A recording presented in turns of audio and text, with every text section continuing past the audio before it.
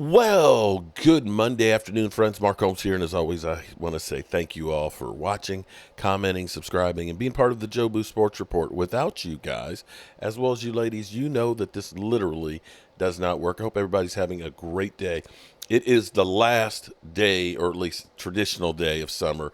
It is Labor Day. I hope you're not laboring away today. I hope you are enjoying yourself as we are here on the last week without football. Sorry, ladies, you're about to become football widows again, because from here on out, the only Sunday without football is the week before the Super Bowl. And I couldn't be more excited, to be, just to get all the bad taste of the Green Bay game out of our mouth and start out with a new season fresh and everything else. Now, we've got some news on the progression of Dak Prescott's contract. And I don't know how far we want to go with it, because we've heard we've heard a lot of things out there. One of which now is that the deal is progressing and they're continuing to talk, per Ian Rappaport on Good Morning Football this morning, that things are progressing. They are having conversations on trying to work out this deal. And understand, there is no plan B when it comes to Dak Prescott. There is none. Because Cooper Rush... We got have you know something about the Cowboys? We got a lot of repeat names. We got Tyler Guyton and Tyler Smith. We got Cooper Beebe and Cooper Rush. I mean, they're just trying to make me crazy. They're just going to make me crazy because, I get things confused in my head. But Cooper Rush is named the backup quarterback behind Dak Prescott. So we can say the quarterback controversy is over in Dallas, that Trey Lance couldn't beat out Cooper Rush.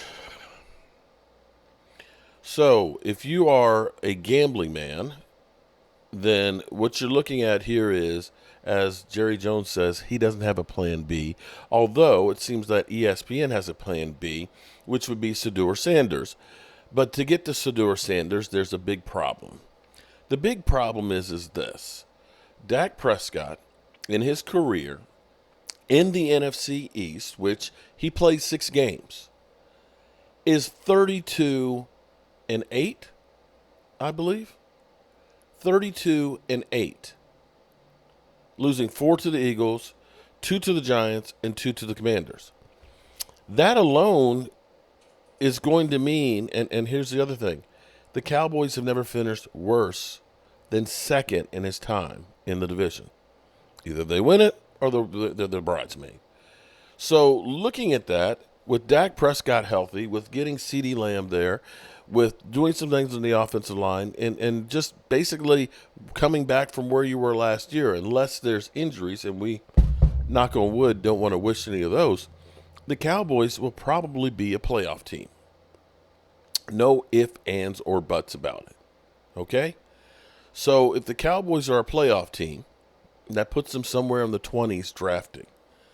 That's so far away from being in a spot to try and get Shedeur Sanders that you would probably need about 4 first-round draft picks. Or, as they say, CeeDee Lamb, he's expendable. That's not going to happen, because you're going to have to deconstruct the team. The other thing here is, even if you decide to move on from Mike McCarthy and bring in Bill Belichick, that's not a rebuild situation. You don't look at Bill Belichick in his 70s, although his girlfriend's like 25. You don't look like, my wife just gave the ooh face on that one. Bill Belichick with his 25-year-old girlfriend. Okay, it sounded better on the thing. Okay, but isn't that kind of ooh? 70-year-old with a 25? Okay, yeah, see, there it is. Gross. Okay. But trust me, I knew what the face was going to be. Bill Belichick is not a rebuild. Bill Belichick is, give me a team and a quarterback and let me go ahead and go from there. So that means he needs a quarterback.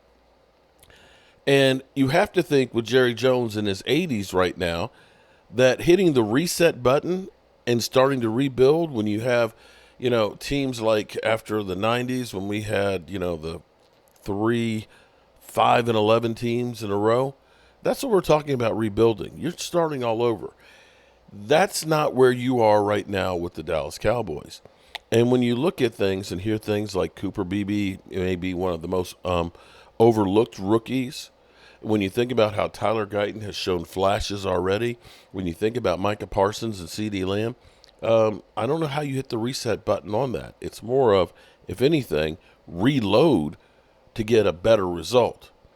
And so it behooves the Cowboys at this point, and as we know about things, when we take C.D. Lamb, excuse me, they offered 32 million, 32 something, and ultimately sanded on right below Justin Jefferson. So as the Cowboys try and waste time lowballing Dak Prescott, in the end, you got to make him the highest paid. You have to, just to get this thing done. They can hem and haw and try and act like they're going to get a better deal. There is no better deal. There is none. It's certainly not going to be better next year, because come next year, you've got Brock Purdy trying to get paid and everything else. You've got more. They say $60 million next year. I hate to tell you, it's going to be more like 65 next year. So you can pay me now or you can pay me later, but you're going to pay them. All righty, good people, as always, I appreciate you. Make sure you tune in tonight, 9 o'clock Eastern, for our live stream. And this is the last one before the season starts. And don't forget, channel members, because we got a bunch of new ones and things in here. I reposted the link to our site to get registered so we can get you your shot glass and your squeeze football, because every Dallas Cowboy fan needs to drink and squeeze their stressed ball. As well as one other thing too, definitely check out our website, cowboyjobu.com, because my wife, she's doing some fantastic shirts and things right there. As always, I appreciate you guys.